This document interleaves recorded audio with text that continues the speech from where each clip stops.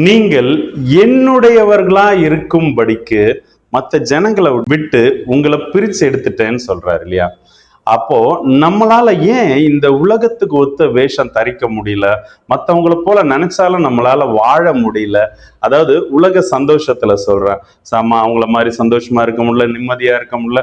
எந்த பக்கம் திரும்பினாலும் பிசாசனுடைய ஆயுதங்கள் வந்துகிட்டே இருக்குன்னு நினைச்சீங்கன்னா இந்த வார்த்தை உங்களுக்கு தான் வருது.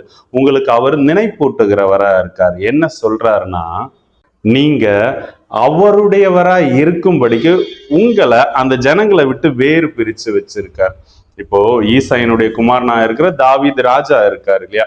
அவரு அவங்க ஃபேமிலியில எல்லாருமே நல்ல ஒரு அந்தஸ்துல இருந்தாலும் இந்த மகனை என்ன பண்றாரு, தன்னுடைய ஆடுகளை மேய்க்கும்படியா அனுப்புறாரு இல்லையா?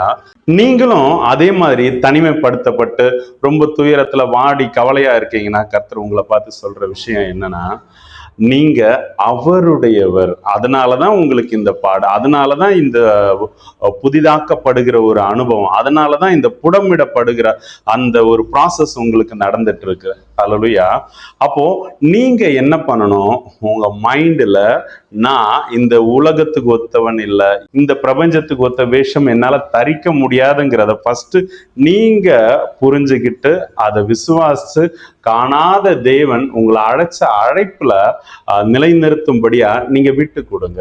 அதாவது உங்களை நீங்களே உங்க மாம்சத்தை சிலுவையில அரைஞ்சு தேவனை நோக்கி இருக்கும்போது அவர் உங்களுக்கு நியமிச்ச ஓட்டத்துல உங்களை அப்படியே வழி நடத்துற தேவனா இருக்கார் இல்லையா? அப்போ எதுக்குன்னா, நீங்க அவரோடு என்றென்றைக்கும் அவருடைய சிங்காசனத்துல நீங்க உட்காரும்படியா அவரோடு கூட இருக்கிறது இல்லையா? அவர்களை என்னுடையவர்களாய் இல்லையா, அதை தன்னுடையவர்களா பிரிச்சிருக்கிற. அப்போ அவருடையவன்னா அவர் கூட தான் இருக்கணும் இல்லையா? அவர் செய்யறது தான் இவங்களும் செய்யணும், அவருடைய விருப்பத்தின்படி தான் நடக்கணும், அவருக்கு கட்டளையிடுறது தான் செய்யணும் இல்லையா? அப்போ நீங்க அவருடையவங்க, உங்க சிருஷ்டிகரே உங்க நாயகன் தானே. அதனாலதான் இவ்வளவு கஷ்டம், இவ்வளவு பாடு. இன்னும் நீங்க நல்ல போர் சேவகனாக தீங்கு அனுபவிக்க கற்றுக்கொள்ளுங்க. அப்பதான் நம்மளும் கிறிஸ்து இயேசுனுடைய சாயல்ல மாறி பிதாவோடு கூட வலது பாரிசத்துல அவரோடு கூட நாம உட்கார முடியும். கர்த்தர் தாமே உங்களை ஆசீர்வதிப்பாராக. கர்த்தரோடு இருங்க, கர்த்தருக்காக இருங்க. தேங்க்யூ. God bless you.